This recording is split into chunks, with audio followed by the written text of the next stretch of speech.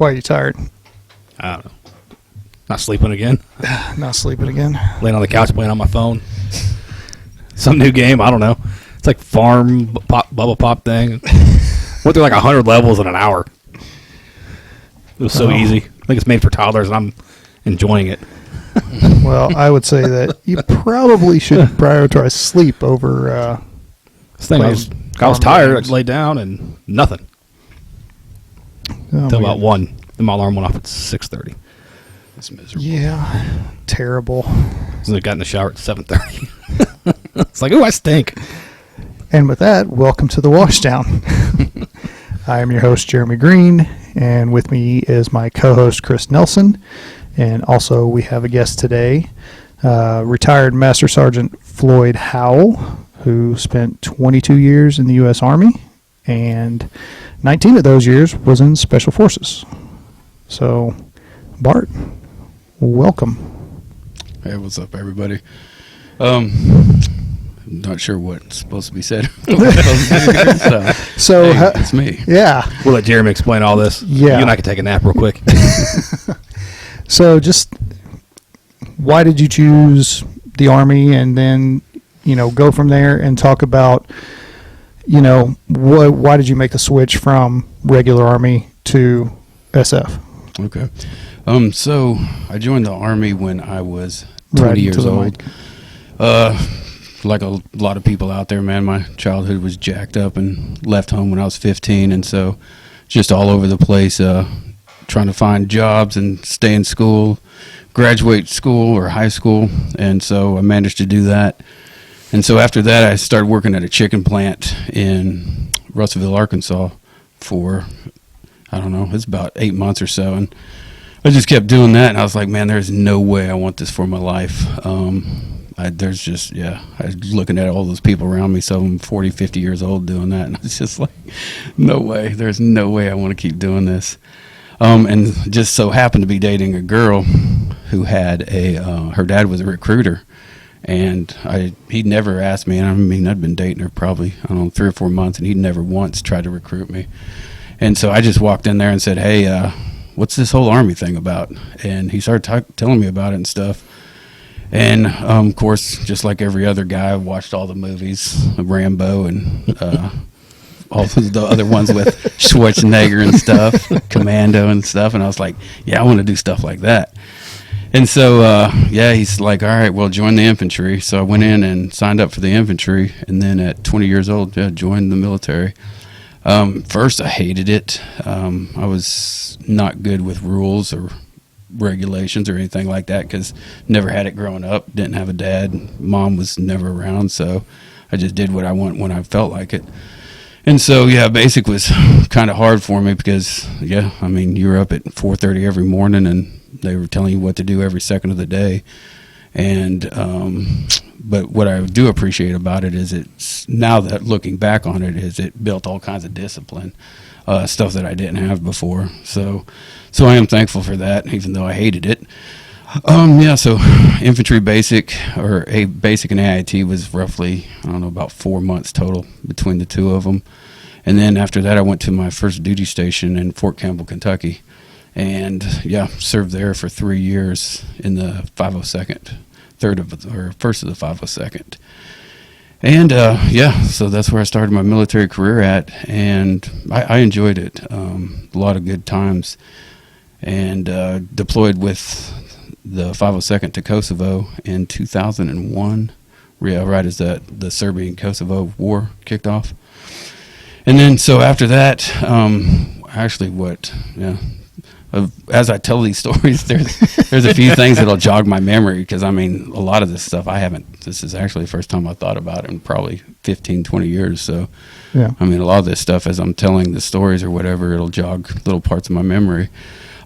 So when I was in Kosovo, we just got done doing a patrol, and it was all dismounted patrols and stuff through the mountains. And Kosovo, the region we were in, looks like Colorado. So you have 14 to 15,000 foot mountains and stuff like that, and it's beautiful, beautiful land. And so we'd have to go do presence patrols out there on foot. And it just goes through little villages and everything. Is nothing crazy. But after one of our operations and stuff, we came back, and there was a bunch of dudes just running around in shorts and T-shirts and stuff. And I was like, what the freaking crap are these? Because, I mean, I'm on full body armor and my helmet and everything like that. Wearing like 120 pounds of gear. Oh, man, yeah.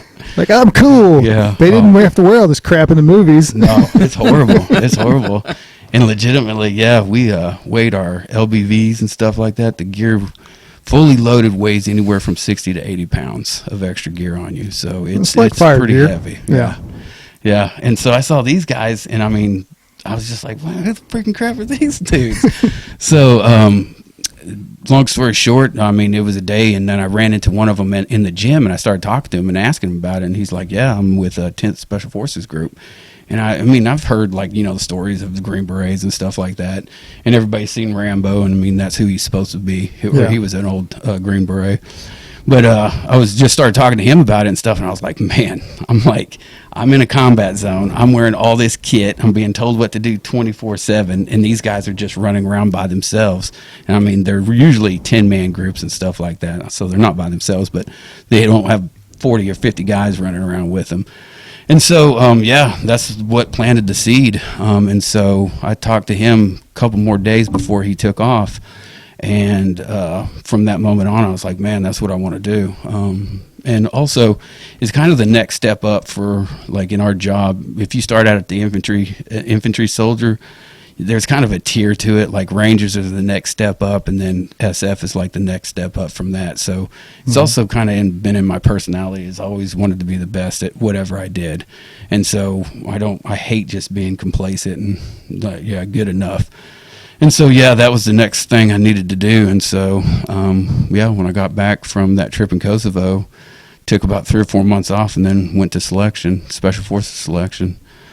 And so I did that, I think it was May of 2002, and I got selected. And then I didn't start the school. The course is about 1.5 years long for the MOS I got picked for. So I started the course in 03, or at the end of 02, and then finished in 03, at the very end of 03. So, yeah, and that started my Special Forces career. So. All right. So then, once you got done with selection and all that stuff, you went to an ODA team? Yeah. So after you finish up the qualification course, the Q course, you get assigned to a group, and there's 5 groups that are active: first group, third group, 7th group, 10th group, and I already said first group. How many did I count? First, third, 5th. That's the one I was missing. Yeah. So first, third, 5th, 7th, and 10th. And they're supposed to give you a choice, like, you know, your wish list of where you want to go. Right. They're going to send you at the dead last of your list, so, right? Yes. Well, mine added up to where they sent me, because I picked I picked 10th, then 7th, and then 1st, and I ended up getting 3rd. And so, yeah. And the reason, like, our groups, depending on what group you get sent to, is the region of the world you work in. And so, like, first group works in, like, the Pacific, over in they have a battalion over in Okinawa, and they work in that Southeast Asia area. Mm-hmm. Third group originally was in Africa, but then when this whole Middle East thing kicked off, we took over Middle East, Southeast Asia. And then 5th group is Middle East, and 10th group is the European area theater, and then 7th group is down in South America. And so, yes, out of all the places, I was like, I do not want to go to Africa or the Southeast Pacific, i.e. Afghanistan, Iran, Pakistan. And, yeah, that's where we all went. So, yeah. So, yeah, because they knew, I guess, the war, because it was 03, and so the war was just starting to kick off pretty heavy. And so basically all the people in my class were sent to 3rd group. There's a couple of them that got a couple other groups, but the majority of us were sent to 3rd group. And I graduated in, I think, October, and then we deployed in, I want to say it was April or May. So, yeah, we had about 5 months off after school before I deployed to Afghanistan for the first time. And it was... It was a different experience, because when you finish the course, I'm sure it's a lot like the firefighter stuff. they show you the basics. They show you, hey, this is how things are supposed to work, and this is how the equipment works. Yeah. But then when you actually start doing it, you're like, what? You're like, what the heck? Yeah. You're like, Practical application Yes. is not. yeah, they don't teach you that. It's in definitely the hands-on courses. learning Yeah. experience. And it's the same thing there. So there was so much stuff that I had no idea that I didn't even know I didn't know. And so it was basically just drinking from a fire hose for the first 4 months I was on a team before I deployed. And then, so when I deployed, went to Afghanistan, did 7 months, somewhere around there, 6 or 7 months in Afghanistan, my first trip. It wasn't a super crazy trip. And this is where,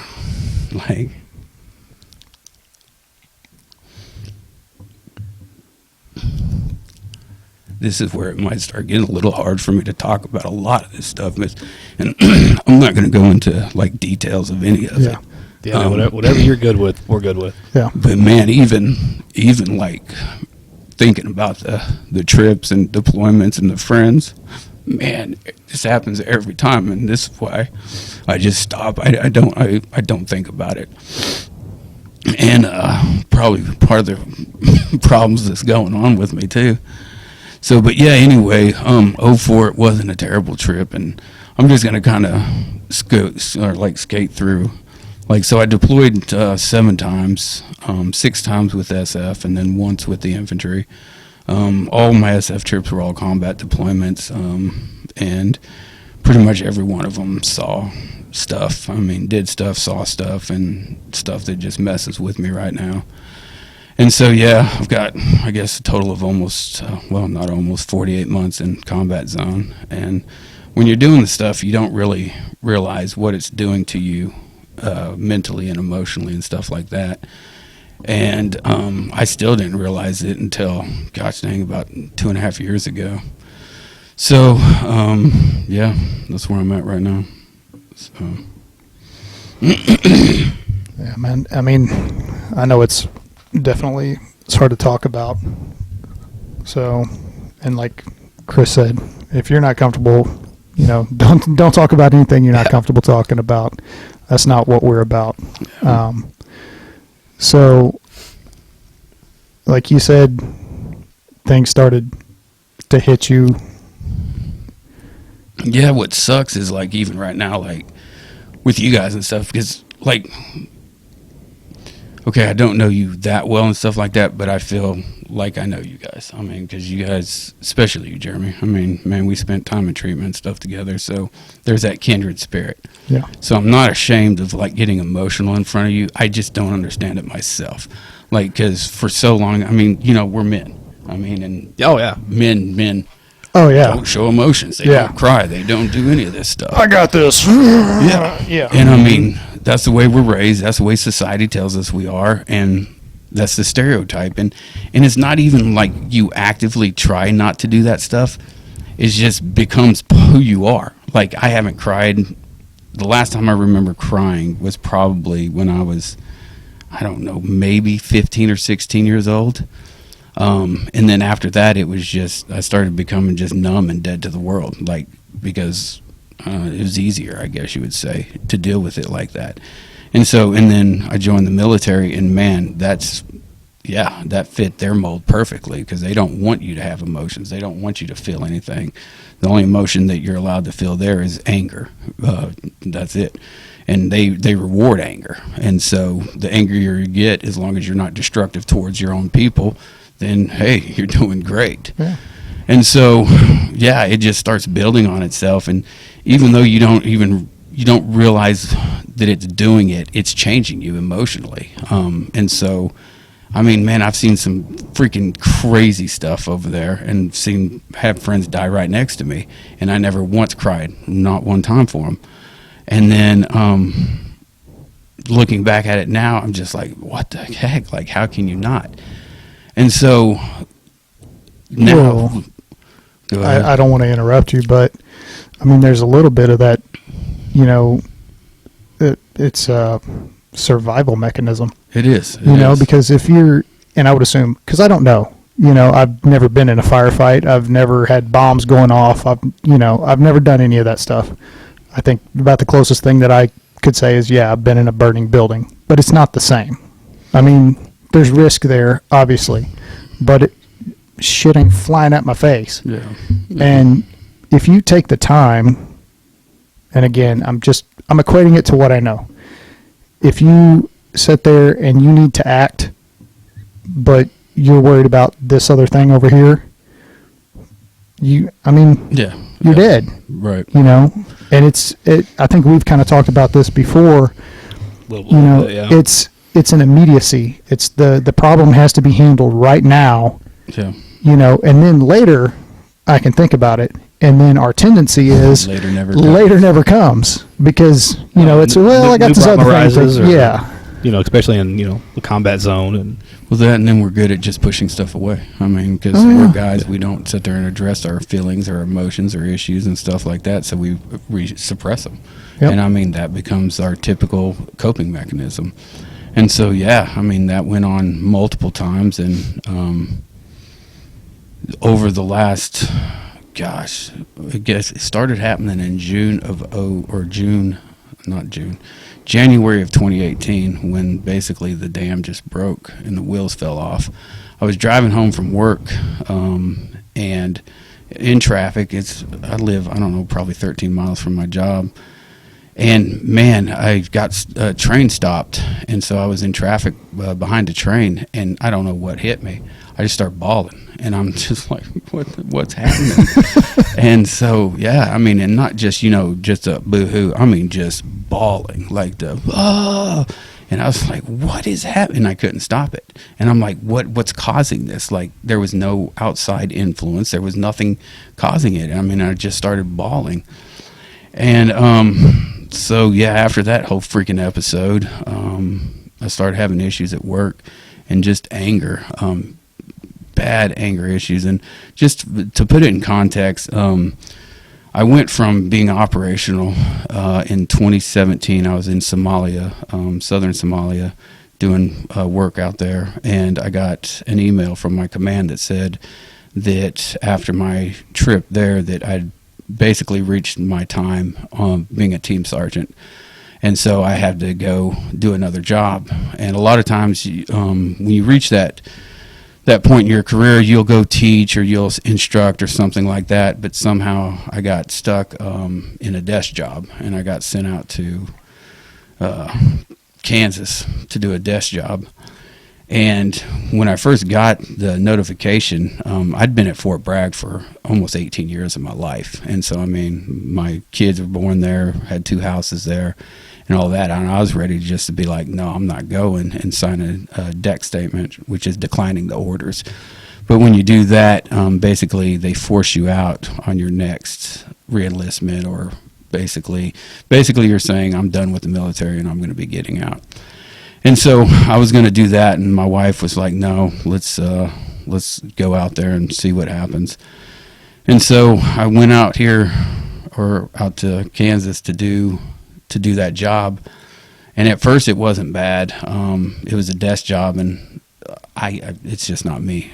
To do desk jobs is one problem, but then the other problem is man, I just came from spending the last 16 years out on an ODA, doing different stuff, every day doing something active and stuff like that. And also the environment. I was working with just a bunch of older officers and everything, and every one of them great people. But the problem is our mentality just totally different. And so couldn't really relate to any of them, and I didn't understand what was going on because, man, I was just angry. I would go to work and I would just be pissed off, and they didn't really know how to deal with it. And I guess the culmination of it was one day I went in there and I didn't know how to.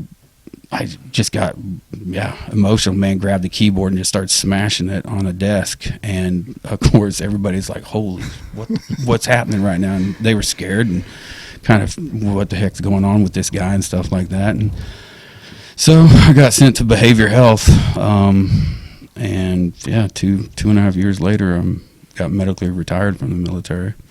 So within that 2.5 years, I mean, me and you were Yeah. together in treatment for some of it and stuff. But man, yeah, it's been, and that's where I'm at right now. It's been a rough 2.5 years. So yeah, it kind of brings you up to date on that one. So Yeah, I'm sure it was a shock going from, what you were doing to a desk job. I know how I'd kind of feel about that, because before I got on the fire department, that's what I did, was a desk job. And I went straight from playing college basketball to a desk job. yeah, And it's like, this is not me. I need to be moving. I need to be active. I can't sit here and type on a keyboard all day. right. And, luckily I found the fire department, which, led to everything else. But, I don't regret that. Yeah, and I'm the same way. Like, I just can't be sedentary like that and do desk work and stuff. Yeah. But it's some people can, and like I said, the people I work with, they love the job they were in out there. So there's no stress, nothing. You just show up to work, send a few papers, send a few emails out to the people that need it, and then sit around and talk all day. And I'm just like, what is happening right now? When is PT again? Man. No more safety belts, right? Yeah. Yes, I would lose my goddamn mind. So, yeah, and so, man, yeah, that's where I'm at right now. Yeah. So we kind of, talk about mental health on this podcast and all that stuff, and the cultures that we come through, with the fire department. We've talked to some nurses previously and kind of how their culture is. What would you say as far as like SF and mental health? Like, is it, if somebody is having a problem, is it like everybody rallies around, or is it, oh, we don't know that guy anymore? Well, I'm actually a pretty good case study on this one too, because my issues, actually, I didn't realize that they were hitting, but they actually started hitting around 2012, after my last deployment to Pakistan. And I didn't know what was happening, because the way it works is I spent almost 8 years on the ODA the first time I was there, and then you go to the schoolhouse so that you can teach other kids or other guys coming through SF. And we call it the schoolhouse, but you're out in the field teaching them field craft and how to operate out in the woods and basically all that kind of stuff. And so that was my job. And it wasn't much of a stretch, because that's what I do for a living. Is I did it out in different countries, and now I'm doing it teaching the other guys getting ready to do it. And so I spent 3 years doing that. But little did I know, that's when a lot of these things that have been building inside of me started coming out, because I had my first panic attack. I was actually, a guy was delivering some stuff to our base. It's a small base out in North Carolina, not Fort Bragg. It's away from Fort Bragg. No. I know people here at Fort Bragg's huge. Yeah. So Camp McCall for the people that know what I'm talking about. Yeah. But anyway, he was delivering something, and man, out of nowhere, I thought I was having a heart attack. I was just standing there, and all of a sudden my whole body just starts tingling and starts going numb. And I was like, God dang, I'm 34 years old and I'm about to die of a heart attack. And I didn't know what was going on. And next thing I know, I'm laying on the ground, and I'm just like, I was waiting to die. That's all I can say, is like the fear you have of this is it. You just think about everything that's happening and things you're going to miss and stuff. And I was laying there waiting to die, and I didn't die. So I was like, well, hell, I got to figure out what's going on. And so, yeah, of course I went to the doctors and everything, and clean bill of health. And it was panic attack. And that was the first one I ever had in my life. And so I had no clue what caused it. I still really don't know what caused it. But the reason it's significant is because for the next almost 7 months, started happening regularly. Almost at least once a week, I was having a panic attack out of nowhere. And was it always when you were on base or at the camp, or were you at home? They were actually most of the time when I was away from base. And that's, so if I was out around my own house, because I own 15 acres out there. And so if I was out around my own house and stuff, that, and then in public, anytime I'd get in public, I mean, it would just start. Yeah, I would start getting those tingling feelings, and I mean, I knew they were starting to come on, because then I started realizing the symptoms of them, and so I'd try to go someplace where I could have it and not look like a complete asshole. So, because what's stupid about it is there's, to a certain extent, you can work your way through them, but once they start, it's almost impossible to stop a full-blown panic attack. You just have to almost ride the waves, and I won't fast forward yet. Fast forward, though, I mean, I've kind of learned how to manage them a lot better, and so I can deal with them now, so they're not the whole full-blown falling on the ground thinking I'm dying of a heart attack and stuff like that.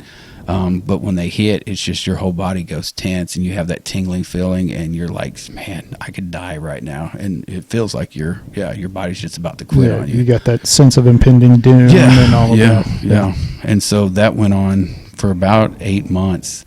And I still don't even know how I worked through that. The only thing I could say is I knew I was going back to a team, and so I knew I had to get my stuff together, because if I didn't, I wouldn't be able to be back on an ODA.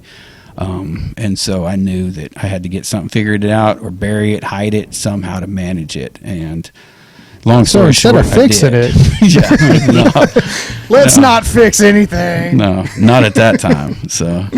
And I mean, it goes back to your question of like, what does the culture think of it? There's no room for it. And I mean, I hate to say it like that, but in the job we're in, there's no room for it. If it happens to him, he's got to leave, because he can't be on a team anymore, because at any given time it could happen, and now you're putting his life in danger, or your life in danger, and all your teammates in danger.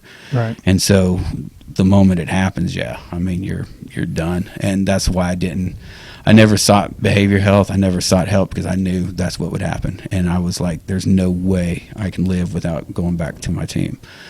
And so, I hit it and went back to an ODA and worked on an ODA for another 4 years. And then probably wasn't the smartest idea, because, man, just the best way I can say it is once there's a crack in that dam, then it just starts amplifying all the other problems you see past that. So in Somalia and stuff, same thing. I mean, we had one of our patrols hit an IED and stuff, and one of the guys was mangled. I mean, just messed up. And when I saw it, man, it messed me up. And not like before. Before, it didn't bother me. It was just like, okay, it happened. It wasn't me. I'm moving on, because I got to just keep working. When I saw him, I just stood there, and I was just like, God dang. And I mean, I don't even know how to put it into words, but you just freeze. And it's not like I was standing there for 5 seconds, even that. It was probably maybe 1 or 2 seconds, but it's like time stands still. Felt like an eternity? It felt like an eternity in those 1 or 2 seconds that I was just sitting there staring at him. And I was just like, man, something's wrong with me, because this never has bothered me before, and now it just does. And so I still had about 2 or 3 months left on that trip. And I mean, I was drunk every day that I wasn't doing something where I was in position to be around people, because I mean, in our job, we're secluded. We have our 12 guys on our own little base, and so we're around each other.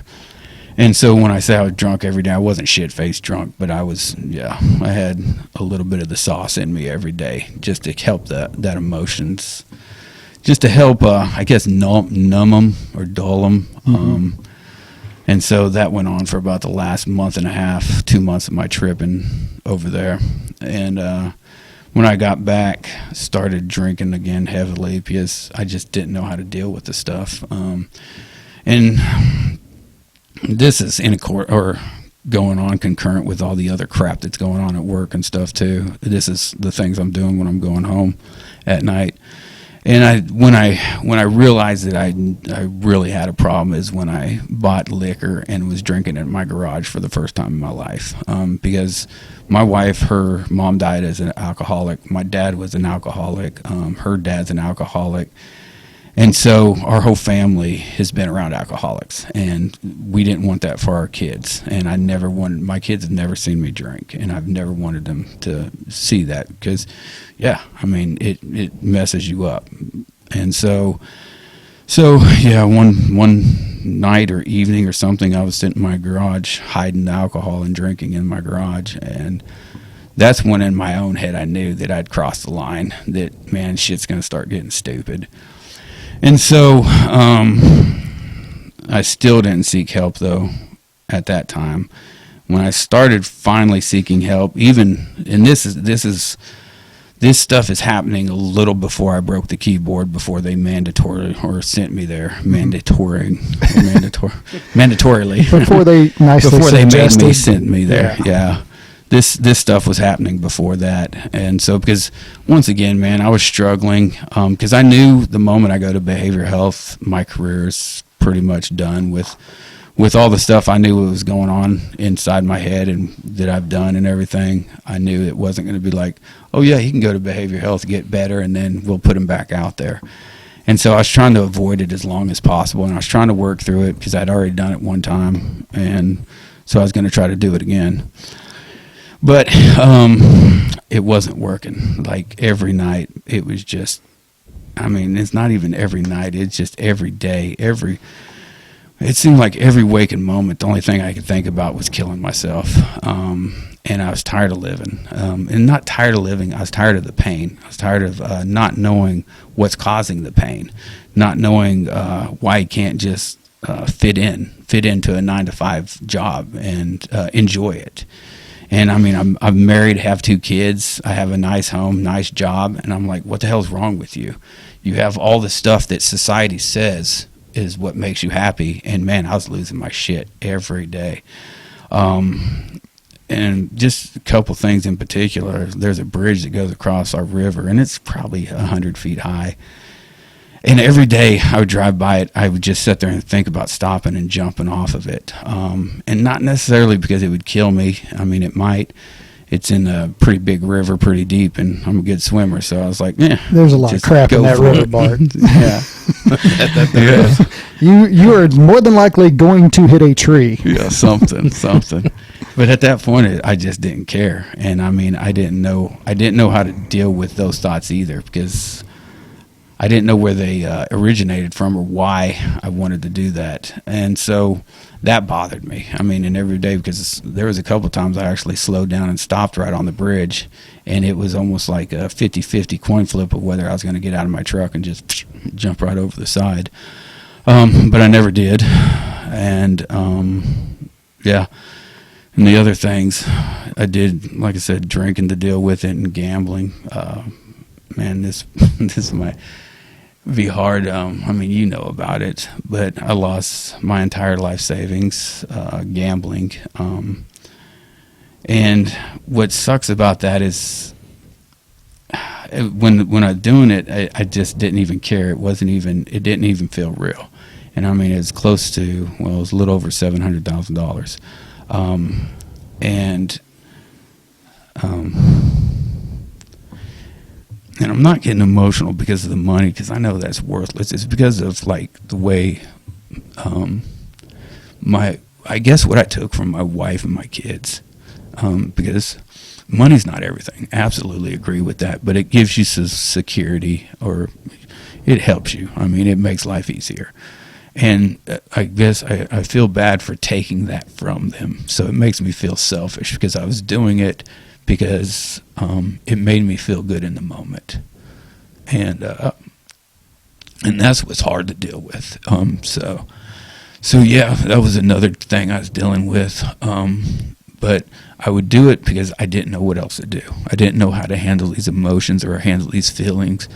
I didn't know how to deal with just life, waking up and dealing with life every day. So then after the gambling, ran out of money, couldn't do that anymore, started cutting. And every time when things get really bad, just start cutting the shit out of myself, arms, legs, chest. And that's been going on for, 4 or 5 years, I guess, at least. And then it's just gotten really bad within the last year. And then what's stupid is then I'm embarrassed when I go out in public and people see my arms all cut to shit. They're like, this guy needs to be in the goddamn funny farm, So, and then people look at you funny. And I got it. if I saw somebody whose arms were all cut up and had shit all over them, man, I would be like, what the hell's wrong with this guy, and stuff like that. And so, but in the moment is the only thing you can think of that's going to give you a little bit of relief. yeah. And believe me, I It's get either that or man. killing myself. Yeah. And so it's the lesser of two evils at the moment, and it's what's gotten me through this far. And so yeah, and I mean, as bad as it sucks, yeah, I mean, I'm still breathing, so it's helped. So, but yeah, I mean, that's kind of a summation of what's going on up to this point. And I mean, I've been in treatment. God dang, probably. I've been in inpatient probably about 9 months of inpatient treatment, and I mean, I've been seeing a psychologist for 3 years now, I guess, and it helps. It goes in waves. I'm in a freaking gully right now, so but Yeah. it'll go up and it'll go down, highs and lows, and but man, this shit just never stops. So Yeah, we were talking about it earlier. It's a journey, man, and it's a everyday, one foot in front of the other, yeah. it's a grind. And that's what, and I mean, well, we were in Valor together, so we saw those people, but even my buddies, I talk to them, and man, half of them are dealing with it too. They're doing the same thing, and it's different for everybody, and that's one thing I've realized is there's no, hey, just do these steps, and Yeah. it gets better. It doesn't. I mean, for some people, certain things might help it get better, and for others, it takes different things. And Yeah. I don't know. For me, I have yet to find those things that help. I mean, it's like they've been putting a bunch of Band-Aids on a freaking, I don't know, a huge cut that's just not healing. Well, the important thing is that you keep looking Yeah. and keep searching, because eventually, you're going to find that one treatment plan or whatever that is going to make a difference, and that's part of it, is staying committed to getting better, to finding the treatment that works, because it is, like you said, one treatment doesn't work for everybody, like the equine therapy might help with this, but it doesn't help with that, or this person might be, the talk therapy is the best thing in the world for them. Another one needs something else, EMDR or neurofeedback. I mean, the list goes on and on and on. And it's one of those questions where there's no one right answer. And as much as I hate to say that about anything, Chris Yeah. knows, Yeah. but there really is no one answer to the question. Yeah. So, I mean, dude, honestly, I count myself as extremely lucky that what worked for me worked the first time out. I mean, because I never sought any treatment or anything. I never even thought I had a problem until, hey, I got a huge problem. I had a problem, yeah. And, but, thankfully it worked. So, Yeah, and I think just I've been around enough people in treatments and everything to see just the different variety of people. It happens to everybody, or in all different walks of life, different genders, different jobs. It's not set to just one position, one job, one gender, anything, one age. It's all through. I mean, we were in Valor with kids 18 years old all the way up to 60. So, I mean, it happens through all age brackets. I guess the biggest thing that I saw, though, is like you were saying, you got to keep wanting to be better. And I guess that's the difference in the people that are still here as opposed to the people that are just given up and now they're full-blown alcoholics laying out on the street somewhere. It's at that point, you're just like, man, screw it. I'm ready to just quit and die. Yeah. So, and I'm not to that point yet, and so if I ever get to that point, if you get to that point, I'm misery. So, I will kick your ass. Yeah, but it's important. On that note, like I'm what is it? I'm very reluctant to not reach out to people, but to be around people in my current emotional state, just because, man, I'm all over the freaking place. And it's almost, when you're around other people, you try to be friendly and stuff like that, and it's kind of fake, and it becomes exhausting because you really just want to be like, man, screw everything. I'm not happy. This isn't funny. Even though I like you guys, screw you, and stuff. And so I'm offended right now, Bart. Yeah, I really am. I know exactly what he's saying. So I know that mode. And that's like, when you're dealing with all these other emotional problems, you just don't have the energy to deal with people and try to make them comfortable, I guess is the best word, comfortable Right. about being around you and stuff like that. And so I isolate. I mean, you know that. You've tried texting and calling me, and I'm horrible about Yeah, for a getting communications guy, you're the worst. Yeah. But dude, I'm not offended by it. I understand it. Believe me, I do. And I know you are, and that's what makes it makes it better. And this is what so for the people that are listening or who will see this and stuff, it is important to have people in your life when you're dealing with these kind of issues that understand it and accept you for who you are and what you're dealing with, and don't expect you to act a certain way and answer every cell phone or answer every text message immediately, because, man, sometimes we can't. Sometimes you're just in the mood where you're just like, I just don't have it in me to say anything because I don't know what I'll say, or I don't want to talk right now. But you have to have those support mechanisms in your life, and men are horrible about this. I'm one of them. We're horrible about reaching out and Asking for help? yeah, or just hanging out with guys outside of your family. Because when we grow up, and it's not everybody, a lot of guys grow up, and I mean, they still maintain their friendships with their buddies and stuff like that, but it's nothing really deep, because you have your wife and your kids, and that's kind of the center or core of your family. And I guess for me, I got that fulfillment because I was on a team with 10 guys or 12 guys. And so I would get that camaraderie every day when I went to work. And so when I would come home, I didn't go hang out with my buddies because I was with them every day for 9-10 hours a day. And then 6-7 months out of every year I was with them. And so when I was at home, I spent every minute I could with my wife and kids. And so now, though, you still have that behavior in you, but now I don't have my buddies to hang out with. And so that's something that a lot of military people, I'm not sure about firefighters, you guys and stuff like that, but a lot of military people deal with, because they've done the exact same thing I have. I mean, you deploy all the time with your buddies, so you don't hang out with them when you're back home. And so then when you retire and you lose that out of your life, now you're just like, and you don't even know you're missing it, but there's something missing. Yeah. But it's hard just to, it's not, I guess it's not the same just to go hang out with a bunch of guys that I guess you don't really feel like you connect to. There's a difference in knowing somebody and hanging out with them and stuff like that, but being like, knowing, hey man, I've been where you've been at, I've done what you've done, so I understand like the things you're going through and the things you've dealt with. There's a different sense of camaraderie there. Yeah. Just like cops, I mean, same thing. Firefighters have that same camaraderie with you guys. Cops, same thing. Military personnel.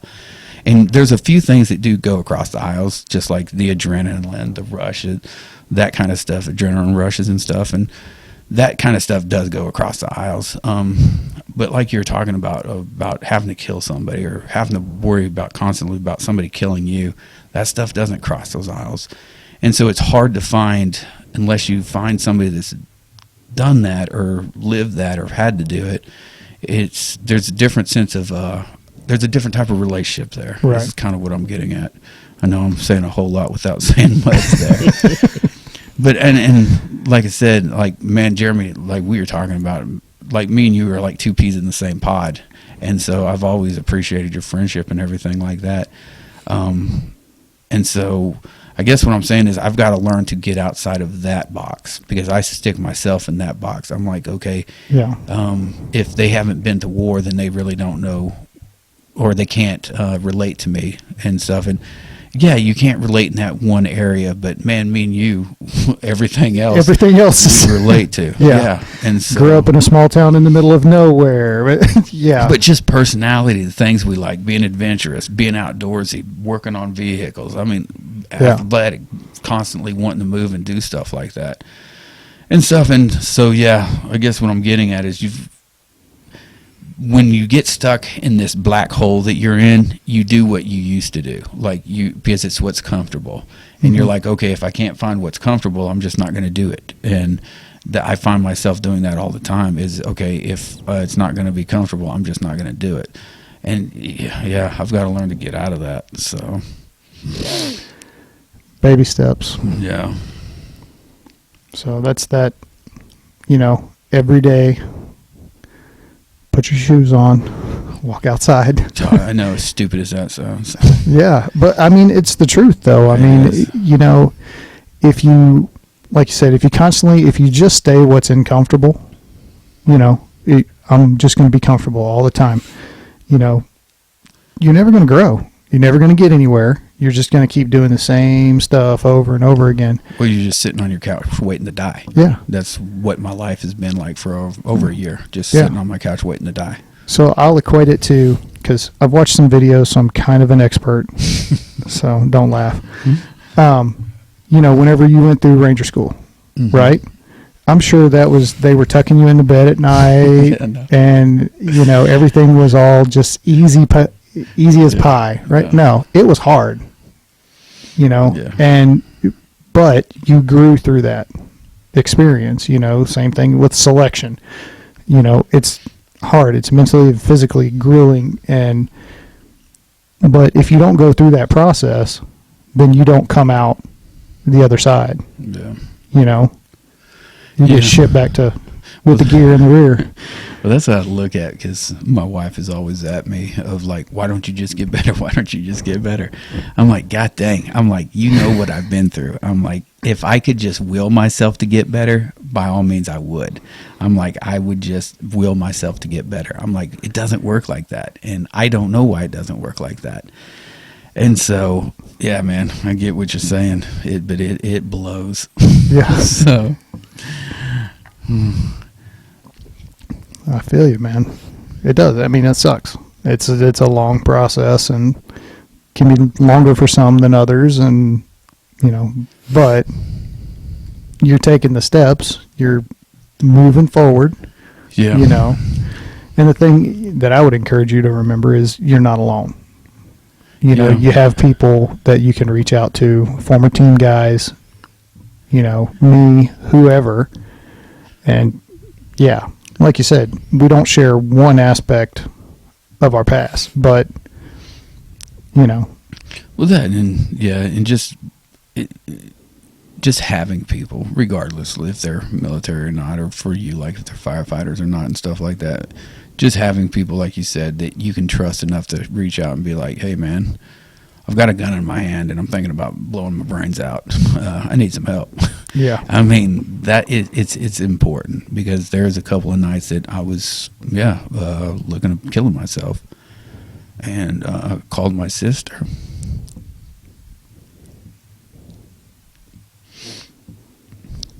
And she basically helped me not to, kept me from doing it. So, and I mean, there was 2 nights specifically that happened. And so it is important, if you're dealing with this kind of stuff, to have somebody that that no matter what time of day it is, what time of night it is, that you can call them, because when you're dealing with this, you have no idea when it's going to hit. Like, I mean, I'll be up sometimes all night long because I'm afraid to go to sleep because of the stuff that happens. And so in the middle of the night, 4 a.m, like when this shit gets really bad, sometimes you need to call somebody, because you can't deal with it by yourself anymore. And I mean, I'm married, but she pretty much hates me right now. And so I can't really talk to her about it or anything like that. So you have to have somebody that you can reach out, that you trust, that you can call it any time of the night, day, whatever, because like I said, you have no idea when this is going to happen, because we don't know when it's going to happen. I mean, I could walk out to my truck in 5 minutes and have one of these episodes, and that's what sucks, is you just don't know what triggers it. You don't know what causes it, triggers it, or anything. So yeah.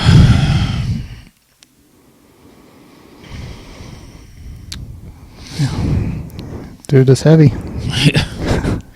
Yeah. I mean, but it's, and that's the thing that people need to understand of what, people go through. And especially, veterans coming back that saw the things that you saw and have done the things that you've done. That's not normal for a human being to see that much combat. And then it's like, okay, you're fine. Go ahead. No. Yeah. I mean, there needs to be, some decompression, some dealing with it, all of that stuff has to happen so you can continue to function like, Yeah. And like you need to. And that's the big, I know when you first asked me to do this, man, I was just like, hell no, in my head. I was like, there's no way I'm going to get on there, because I knew. The moment I start talking about some of this stuff, man, I can't control it anymore. The emotions just hit me. And I was like, yeah, but there's other people out there that's dealing with the same stuff, trying to figure it out, trying to get through it. And like I said, or like we both said, it don't have to be just military. I mean, freaking, we were in Valor with everybody, first responders, cops, Air Force, everybody. Whatever you're dealing with in your I like how you threw the Air Force. It's not part of the military. The chair force. Yeah.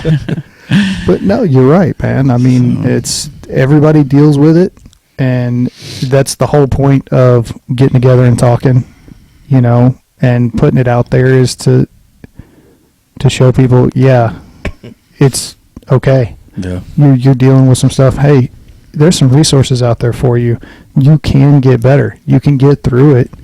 You're not alone, and if we can, by sharing our story, sharing your story, his story, my story, the other people that we've talked to and that we're going to talk to, if we can keep somebody from going down that road of saying, okay, I see what they're talking about. I'm early on that path, but I can see it. So I'm going to make some changes. Yeah. Or I'm going to start taking my mental health seriously, or whatever the case may be. So it's just another way of trying to help people and make things a little bit better. Man, and it really does help, because something as simple as this, I've got on, when I've had some of my panic attack episodes and didn't really know how to deal with it, I would get on YouTube and look at people that have them too, and have them constantly, and just saw how they dealt with it and what they did to go through it, or how they got through it and stuff like that. And so it did help. And so, yeah, something like this, and that's why I agreed to do this, because, I mean, who knows? There could be somebody out there that sees it and says, hey, I relate to this guy, and I know, I feel how he's feeling, and I understand it. And, man, yeah, so that's why I'm here. So, Good deal. yeah, it isn't easy talking about this stuff, and it's not fun either. I didn't figure this would be an easy one at all for anybody, especially you. And No. I'm glad you did it. I really am. Proud of you, man. Appreciate it. Yep, I appreciate it. Of all the people that, whenever we were talking about doing this, because this has been in the works for almost a year of us trying to get this off the ground, and we'll put it off for this, and we'll think about that, but one name that just kept coming back to me is I got to get Bart on. He needs to tell his story. Yeah. But I'm hoping it helps the people that come on. Like, I'm hoping it helps Bart a little bit too, or a lot. I'm hoping for a lot, but I'll take that baby step, man. Take a little too. I'll take the baby step. I'm with you. Because I mean, we hung out a few times, and man, I like you, man. Yeah. We had fun. Absolutely. And I don't want to say anything, and I know you've got Jeremy's number, but I'm not far away either, man. If you guys need, we'll show up together if you want, or whatever you need. It's just, Get our little kiddie fishing pools out here in your pond. absolutely. Yeah. We'll go fishing all day long, man. Get the Zebco rod and reel going. We'll get a little John boat, throw it out there. Oh, good Little Lord. umbrella will paddle you around. You can sit back and relax. Oh, my goodness. Well, thanks for coming on, man. We've been Yeah, almost right on. about 55 minutes. Yeah. So, I mean, Almost we like can, we planned this. Yeah, we can sit here for 6 more minutes in silence and just wait for it to hit an hour. Yeah, But no, I think that was a good ending. yeah. Yeah. So, all right. Well, thank you, Bart, for coming on, telling your absolutely. story. Everybody out there, like I say every time, if you're going through something, call somebody. There are resources out there. There are people who care. So you're not alone, and you can move forward through it. So, all right. Everybody have a good one.